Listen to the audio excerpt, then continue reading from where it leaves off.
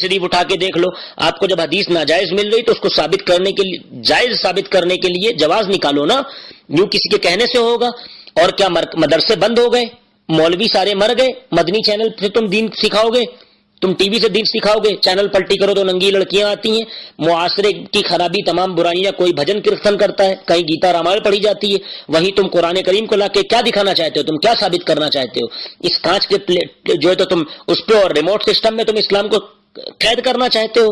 ہر جگہ مدرسہ ہے، ہر جگہ مسجد ہے، دارالعلوم ہے، دارالفتہ ہیں، مفتیان اکرام ہیں، پیر ہیں، اور جو ہے تو بزرگان دین ہیں، صاحب مزار ہیں، ہر کوئی ہے۔ اسلام پوری دنیا میں پھیل چکا ہے۔ اسلام کسی دعوت غیر اسلامی کا محتاج نہیں ہے، نہ الیاس مکار کا۔ الیاس مکار خود پہلے اسلام کے ڈھانچے میں جو ہے تو آ جائے، اور اس کو چاہیے کہ وہ اسلام کو سمجھے، اس کے بعد آئے۔ اس نے تو غازی ممتاز قادری صاحب کو کے بارے میں کہہ ڈالا کوئی گستاخ رسول ہو تو اس کو سزا نہیں دے سکتے، اور اس نے پاکستان کو تو اسلامی حکومت ثابت کی۔ میں اس بےہودے کو اس بات پہ کہتا ہوں کہ مجھ سے مناظرہ کر لے تو پاکستان میں اسلامی حکومت ثابت کر دے۔ اسلامی حکومت ہوتا تو ویسیاؤں کو جسم فروشی کرنے کے لیے لائسنس ملتا، دارو شراب کے اڈے چلتے وہاں پہ، زنا خوریوں کے جو تو بازار گرم ہوتے۔ اگر یہ اسلامی حکومت ہوتی تو عورتوں کو یوں ننگی روڈوں پہ ناچنے کا حکم ہوتا۔ اگر اسلامی حکومت ہوتی تو بڑے بڑے آفیسروں میں کے ساتھ جو ہے تو بڑی بڑی آفیسوں میں مرد اور عورتوں کو ایک ساتھ کام کرنے کی اجازت ہوتی۔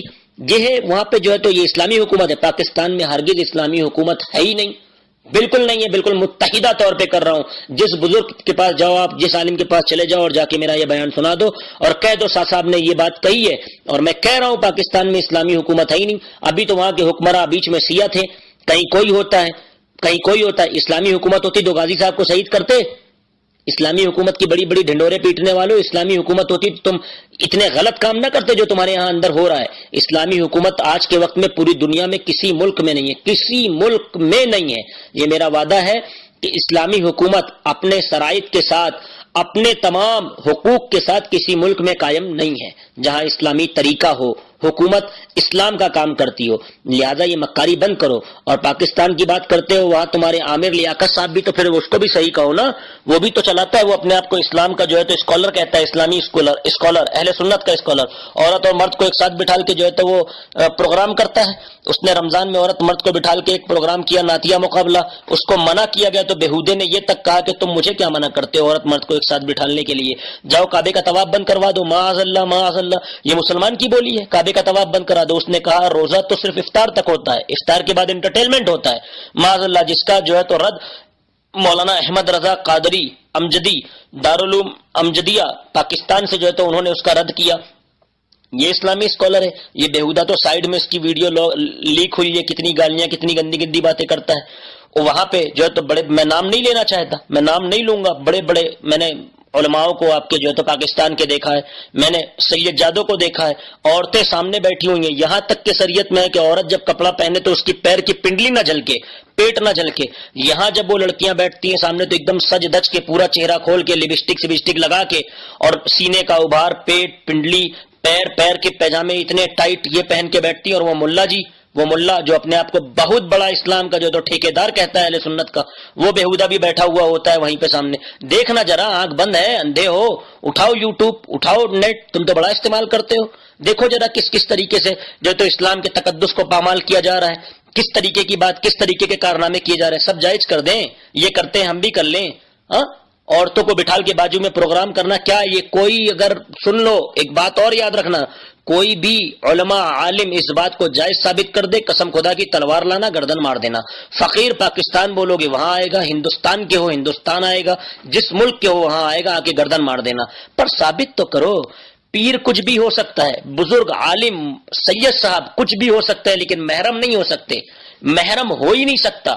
جب محرم نہیں ہو تو سامنے کیوں بیٹھے ہو؟ کون ہے وہ؟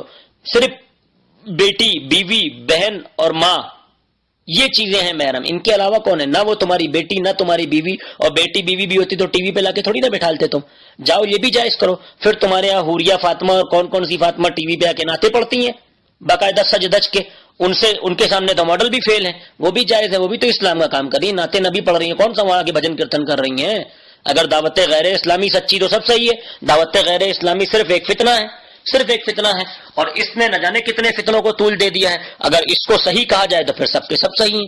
لہٰذا ٹی وی ناجائز ہے، یہ دعوت غیر اسلامی کا ٹی وی کا جو عمل ہے یہ غلط عمل ہے، یہ عمل ان کا غلط ہے، اور صلح کلی یہ لوگ اس پر ہیں کہ یہ رد وہابیت نہیں کرتے، منافقوں کا رد نہیں کرتے، جو فتنہ ہے جاہل پادری اس کا رد نہیں کرتے، یہ حق بات بولنے سے منہ چوری کرتے ہیں، منہ چھپاتے ہیں اپنا، ان کے ہاں ٹینٹیں ہوتی ہے، اور یہ دین کی باتیں بھی کم کرتے ہیں، زیادہ سے زیادہ یہ باتیں تو الیاس عطار کو کرتے ہیں۔ لہٰذا یہ دعوت عطاری ہے، یہ عطار کی دعوت دیتے ہیں، اسلام کی نہیں دیتے۔ ان کے ہاں جتنا دیکھو امیر صاحب یہ، جاہل صاحب یہ، پیر صاحب یہ، مکار صاحب یہ کیا ہے بھائی؟ تم اسلام کا کام کرنے آئے ہو، اور کوئی دعوت غیر اسلامی یا وہ وغیرہ نہیں ہے۔ آپ کو کام کرنا ہے تو اہل سنت والجماعت کا کام کرو، دعوت اسلامی کا کام کر کے کیا کرو گے؟ جنت ملے گی؟ جنت سے ایک اسٹاپ پہلے ٹکٹ کٹا لو گے۔ دعوت اسلامی جو تم نے نام رکھا ہے تو یہ اہل سنت والجماعت کے لیے تم نے تنظیم بنا کے رکھا ہے۔ اگر اہل سنت کے لیے بنایا ہے تو اہل سنت کے طریقے پر چلو تو تم اہل سنت کہلاؤ گے۔ یوں تو سبھی وہابی بھی اہل سنت کہتے ہیں، اہل حدیث بھی اہل سنت کہتے ہیں، سبھی اپنے آپ کو اہل سنت کہتے ہیں۔ کیا کریں؟ سب کو اہل سنت مان لیں آپ کے کہنے کے مطابق؟ نہیں مان سکتے، ہم ہرگز نہیں مان سکتے۔ شریعت ایک تلوار ہے، جو اس کے آڑے آئے گا وہ کٹے گا، چاہے عطار ہو یا کوئی اور ہو، کوئی سید صاحب ہو، غیر سید ہو، کوئی بریلی کا ہو، پاکستان کا ہو، ہندوستان کا ہو، دیوبند کا ہو، کوئی بھی ہو۔ شریعت ایک تلوار ہے، جب جس پہ پڑے گی وہ کٹے گا۔ لہٰذا شریعت افضل ہے، طبیعت نہیں۔